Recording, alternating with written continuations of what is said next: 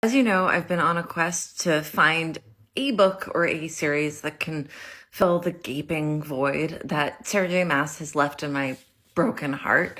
I just finished book 2 of The Bonds That Tie Us by Bree. So the first book is Broken Bonds and the second book is Savage Bonds. I hate to do this, but I'm gracefully bowing out of the series. Sorry. This book came highly recommended by you on TikTok, and I actually feel bad that I really don't like it, but I think that this book is more for people who like fantasy romance instead of fantasy with romance elements, and I fall into the latter category. There are 3 reasons why I'm bowing out.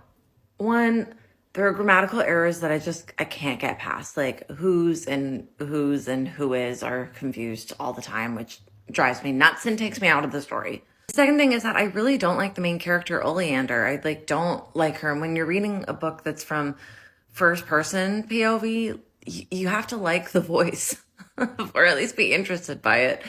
And I don't.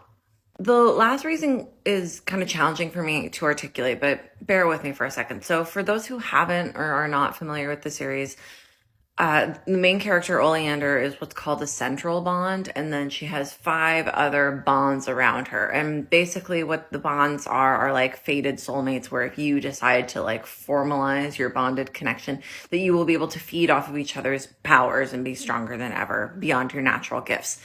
So she has 5 of them, which means there are basically like 5 love interests happening simultaneously.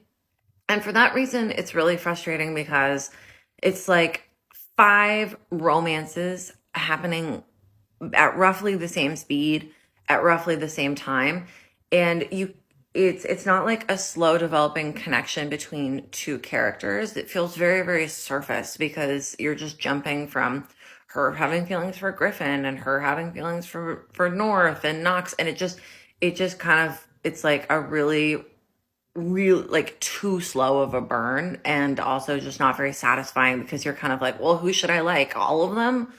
That's not for me. Anyway, I gave both books 3 stars.